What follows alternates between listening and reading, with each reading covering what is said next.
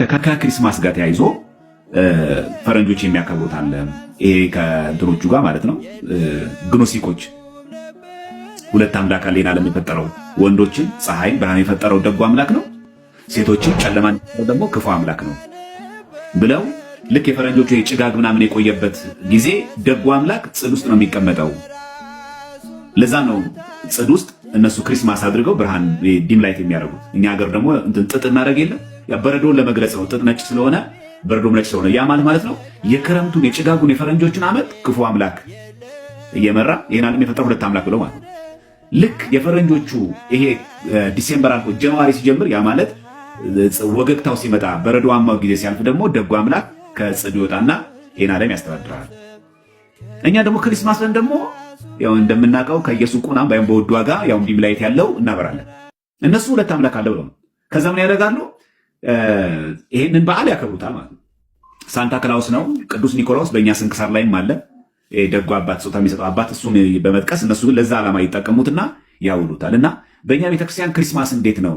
አሁን ፈረንጆቹ ከዚህ አንጻር ነው የሚናገሩት። ዲም ላይቱ ምንም የሚናገረው ከዚህ አንጻር ነው የሚናገረው። እነሱ ያከብሩት ደጉ አምላካችን በጽድ ውስጥ ነበር፣ ከዛፎች ሁሉ ማይደርቅ ነው፣ በክረምት በበጋ ማይደርቅ ነው። የእኛ ደጉ አምላክ እዚህ ውስጥ ይቆይና ልክ ፀሐዩ ሲመጣ ወገግቶ ሲመጣ ክረምቱ ሲያልፍ ከዚህ ወጥቶ ይህንን የብርሃኑን ጊዜ የፀሐዩን ጊዜ ያስተዳድራል። ስለዚህ ሁለት አምላክ አለ ብለው ዲም ላይት አድርገው በክሪስማስ የሚያከብሩት ነው። በእኛ ቤተክርስቲያን ስርዓት ግን ክሪስማስ ቤት አድርጎ ገናን በዚህ መንገድ ማክበር እንዴት ይታያል? ሳይቸግር ጨው ብድር ይላሉ አባቶቻችን። ያልቸገረህን ነገር ተበድረ መምጣት አይጠበቅብህም። በእነሱ ዘንድ እንዳልከው ነው፣ ምስጢሩ እሱ ነው። እኔም ተጽፎ ያነበብኳቸው አንዳንድ ጽሁፎች የሚያሳዩት ከጽዱ በሀገራቸው የማይደርቅም በዚያ በበረዷማ ወቅት ቅጠላቸውን ከማይጥሉ ዛፎች መካከል አንዱ እሱ ነው። ኧረ ሌላ ያለ አይመስለኝም። እንደው እሱ ነው ቅጠል የሚኖረው በዚያ ወቅት ልምላሜ ያለው። ሌሎቹ በሙሉ እንጨታቸው ነው የሚቆሙ። ለእሱም ይመስለኛል እንግዲህ በኋላ ላይ በህይወት የሚገኝም እሱ ነው። በወቅቱ እንግዲህ እሱን ይጠቀማሉ ማለት ነው።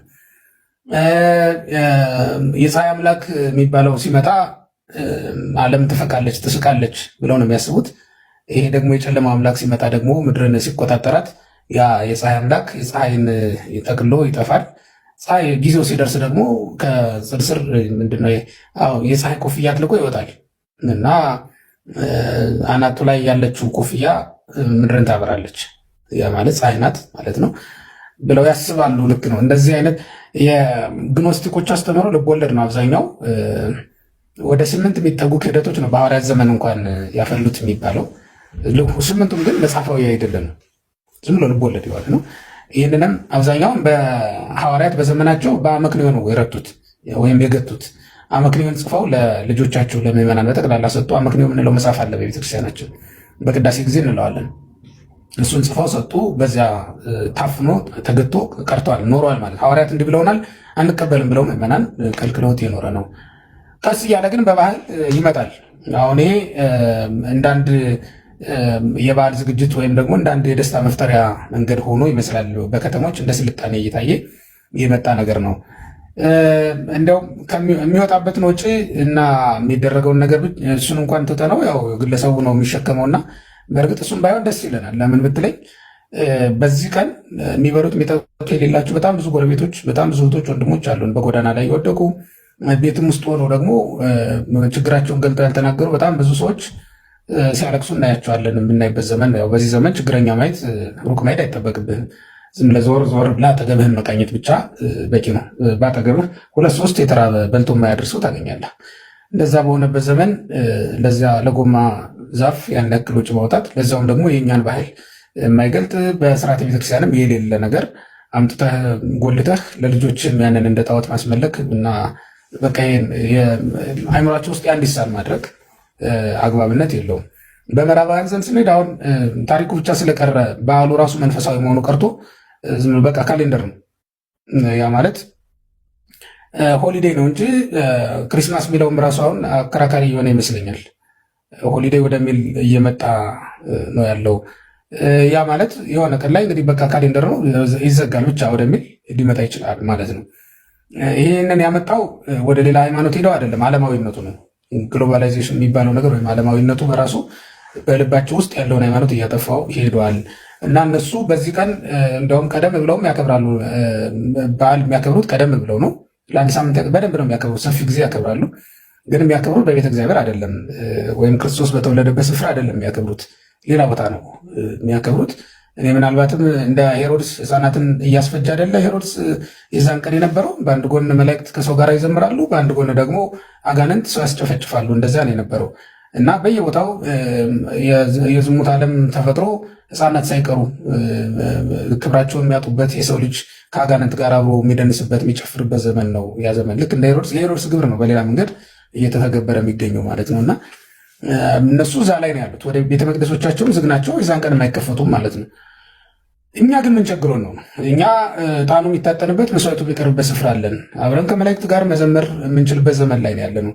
ይልቁንስ እውነት ለመናገር ነገሮቻችን ሁሉ ሃይማኖታዊ የሆነው ነገር ሁሉ ዓለማዊ የሆነ እንዳይመጣ እና ዝም ብሎ ልምድ ብቻ እንዳይሆን መጠንቀቅ ይኖርብናል። በተለይ በክርስቶስ የሚያምን ማንኛውም ሰው መጠንቀቅ ያለበት ክርስቶስን ሊያስታውሰንን የሚችል ነገር በጠቅላላ ዓለም እየወሰደች የራሷ እያደረገችው ነው ያለችው እና የቆመ ሐውልት እያደረገችብን ነው ያለችው።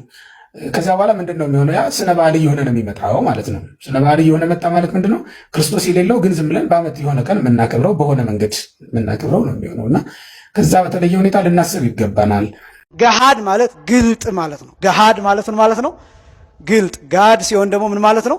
ምትክ ማለት ነው። ገሃድ ማለት ግልጥ ማለት። ሁለቱም ደግሞ ያስኬዳሉ።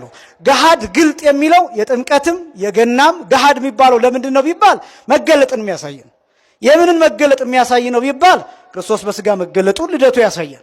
ከዚያ ደግሞ በዮርዳኖስ መገለጡን ያሳያል። ጥምቀትም እንደዛው። ጥምቀት ራሱ እንዳውም ኤጲፋኒ እየተባለ ይጠራል። አስተርእዮ ማለት ነው፣ መገለጥ መታየት ማለት ነው። እና ገሃድ የሚለው ግልጥ ማለት ነው። ክርስቶስ በስጋ መገለጡን የሚያሳይ ስለሆነ ገሃድ ብትሉ ችግር የለውም። ጋድ ግን ዋናው ቃል ግን ጋድ ነው። ጋድ የሚለው ምንን የሚያሳይ ነው ቢባል ስለ ጾም ፋንታ የገባ ቀን ማለት ነው። ያ ማለት ልደት ወይም ጥምቀት ወይም ልደትና ጥምቀት ረቡዕ ወይም አርብ ቀን ቢውሉ አርብና ሮብ ይበላል። ስለ በዓሉ ክብር ሌሊት ይቀደሳል። ስጋ ይበላል፣ ጥሉላት ይበላል። ከቅዳሴ በኋላ ማንኛውም ሰው ወደ ቤቱ ሂዶ ያለውን አርዶ ሽሮም ይሁን ምንም ይሁን ያንን መብላት ይችላል። ረቡዕም ቢሆን አርብም ቢሆን ጥምቀትና ልደት ብቻ እነዚህ ሮብና አርብ ቢውሉ ይበላሉ። ዝም ብሎ ግን አይበላም። ተተክቶ ተጽሞ ነው የሚበላው። አያችሁ፣ ይቺ ቤተክርስቲያን የንብላው መጽሐፍ የጅብ መጽሐፍ ይላሉ አባቶቻችን ሲናገሩ። የንብላው መጽሐፍ የጅብ መጽሐፍ ይላሉ። ያ ማለት ዝም ብሎ እንብላ እንብላ እንብላ የሚለው ምን ብቻ ነው ማለት ነው? ጅብ ብቻ ነው እንደዛ የሚለው። እኛ እንብላ እንብላ እንብላ አንልም። ይሄኛውን እንጹም፣ ይሄኛውን ከሻር ነው ለዚህ ፋንታ በዚህኛው ቀን እንጹም ብለው ሊቃውንት ወስነው ነው። ስለዚህ ረቡዕና አርብ ቢውል በምትኩ ማክሰኞና ሐሙስ ይጾማሉ። ስለ አርብ ፋንታ ሐሙስ ይጾማል። ስለ ረቡዕ ፋንታ ደግሞ ማን ይጾማል? ማክሰኞ ይጾማል። ጋድ የሚባለው መነሻ ሐሳቡ ከዚህ የተነሳ ነው። አሁን የልደት ልጨርስላችሁና አጠቃላይ ከጥምቀት ጋር አያይዤ እሱን ጨርሳለሁ። የልደት 44 ቀናት ብያችኋለሁ። ነገር ግን በዘመነ ዮሐንስ በ28 ልደት ስለሚከበር በዚህ ምክንያት ስንት ቀን ይጎላል? አንድ ቀን ይጎላል። ያ ማለት 44 ቀን የነበረው 43 ቀን ይሆናል። ለምሳሌ አሁን የምናከብረው ልደትን በ29 ነው። 28 ራሱ ይጾማል። 28 ራሱ ስለሚጾም 44 ቀን ይሆናል። ችግር የለውም። ይሄ በአራት ዓመት አንድ ጊዜ፣ በዘመነ ዮሐንስ ግን በ28 ስለሆነ ምንበላው አንድ ቀን ያለቀ ያለፈ የሚመስላቸው ሰዎች ይኖራሉ። ይሄን የፍትሐ ነገሥት ትርጓሜ በተለይ የተመለከትኩት የእጅ ጽሑፍ የጥንት የፍትሐ ነገሥት ትርጓሜ ምን ይላል? ከሶስቱ ወንጌላውያን የሚሰበሰብ ሰዓት አለ። ከሶስቱ ወንጌላውያን በማቴዎስ ጊዜ፣ በማርቆስ ጊዜ፣ በሉቃስ ጊዜ በእነዚህ በሶስቱ ወንጌላውያን 44 ቀናት ይሆናል። ለዮሐንስ ጊዜ ግን ከሶስቱ ወንጌላት የሚሰበሰቡ ሶስት ሰዓታት አሉ። ስንት ሰዓታት አልኳችሁ? ሶስት ሰዓታት ይሰበሰባሉ። ጋድ የሚጾመው የጥምቀትም ይሁን የጋድም የገናም ቢሆን እስከ 12 ሰዓት ነው። ችግሩ ይሄ ነው እንግዲህ ማንግባባው እዚህ ላይ ነው። እስከ 12 ሰዓት። እስከ ስንት ሰዓት አልኳችሁ? እስከ 12። የሚያዘውን ነው የምላችሁ። አሁን ይፈጸማል አይፈጸምም፣ እንጾመዋለን አንጾመውም፣ እሱ ሌላ ጉዳይ ሆኖ አፈጻጸሙ ያው እንደምታውቁት ሀገራችንም ቤተክርስቲያናችንም ያፈጻጸም ችግር አለብን እና አፈጻጸሙ ሌላ ጉዳይ ሆኖ እስከ ምሴት ነው የሚለው። ጋዱን እንዲያውም ላንብላችሁ ስንክሳሩን ጥር 10 ላይ እንዲህ ይላል። የልደትንም የገናንም አንድ ላይ በስመ አብ ወወልድ ወመንፈስ ቅዱስ አሐዱ አምላክ አማእስሩ ለጥር በዛቲ ዕለት ሰርዑ አበዊነ መምህራነ ቤተ ክርስቲያን ለቀደሙነ ሊቃውንት አበይት ከመ ይጹሙ ኩሎሙ መሃይምናን እስከ ምሴት ይላል። እስከ ምሴት ማለት እስከ ምን ማለት ነው? እስከ ምሽት ማለት ነው። እንዘ ኢይጥዕሙ ምንተኒ መባልዕተ ወበጊዜ ሰርክኒ ኢይጥዓሙ ጥሉላተ ዘእንበለ ዘይትበላዕ በጾም አብይ ይላል። ይህ ማለት ሁሉም ምእመናን ሁሉም ክርስቲያኖች እስከ ማታ ድረስ እስከ ምሽት ድረስ ይጾሙ ምንም ሳይቀምሱ ምንም ሳይበሉ፣ ከዚያስ ማታ ደግሞ ሲበሉ ከጥሉላት ምንም እንዳይበሉ።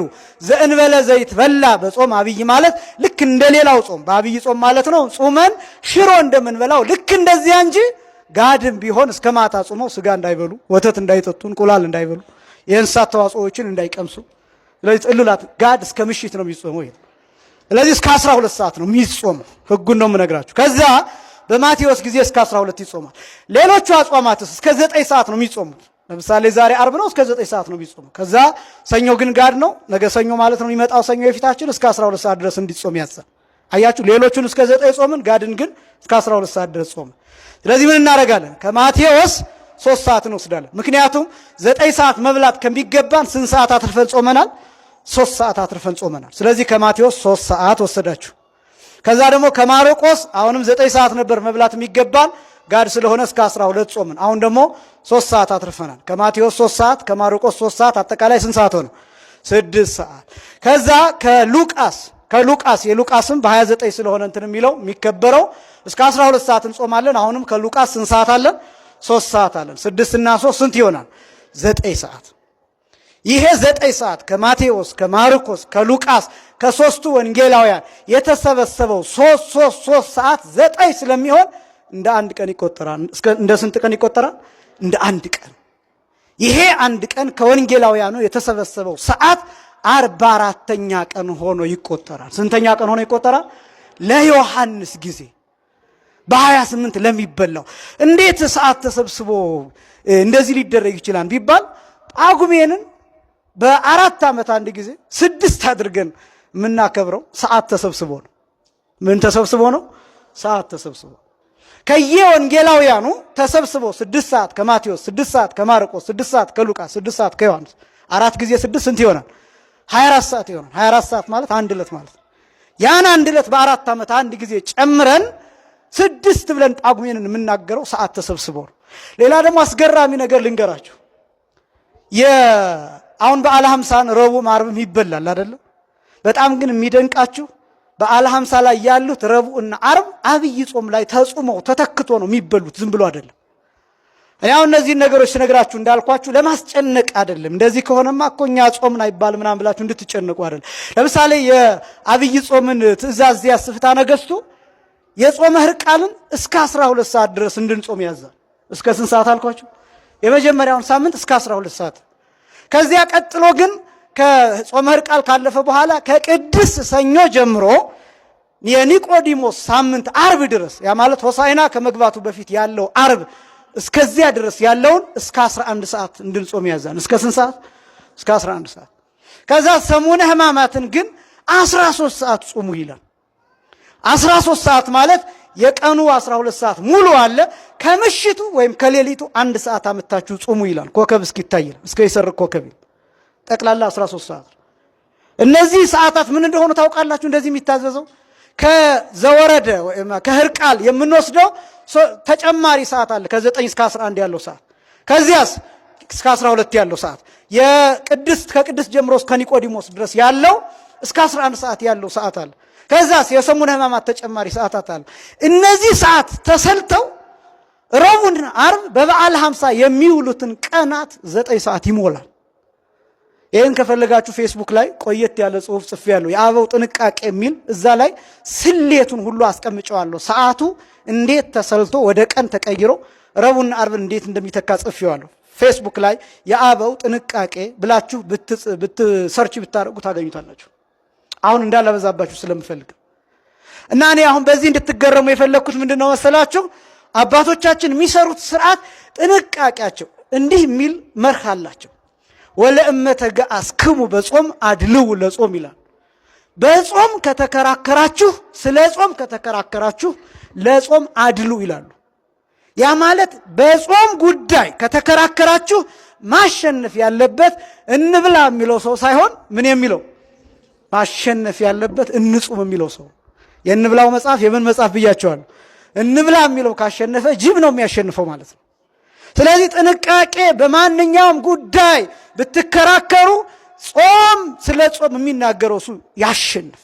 በቃ ከመብላት አለመብላት፣ ከመብላት መተው። ለዚህ ነው አሁን ቅዱስ ጳውሎስ ሲናገር የጣዖት የተሰዋውን አትብሉ ይላል እና ቅዱስ ጳውሎስ አንድ መደምደሚያ የሚያስቀምጠው እኔ ስጋ በልቼ ክርስቶስ የሞተለት ወንድሜ በእኔ ምክንያት ከሚሰናከል እኔ ለዘላለም ስጋ ሳልበላ ልቅር ይላል። አያችሁት? ያ ክርስቶስ የሞተለት ሰው ከሚሞት ከሚጠፋ እኔ ለዘላለም ስጋ ትቼ ብኖር ይሻለኛል። ልክ እንደዛ የተጠራጠረ ሰው ቢኖር ጎመን ይብላ ብሎ ቅዱስ ጳውሎስ እንደተናገረው ልክ እንደዚያ ጾምን መርህ ማድረጋል ክርስቲያን ሰው። ቃለ ሕይወትን ያሰማልን። ምናልባት ለዚህ ቤት አዲስ ከሆናችሁ ይህ ቤት ወቅታዊ መረጃዎችን፣ መንፈሳዊ ስብከቶችን፣ ጠቃሚ መልእክቶችን የምታገኙበት ነውና ሰብስክራይብ በማድረግ ቤተሰብ ሁኑ። እንዲሁም ደግሞ ላይክ፣ ሼር እያደረጋችሁ ኮመንትም እየጻፋችሁ አብራችን ለምታገለግሉ ከልብ አመሰግናለሁ።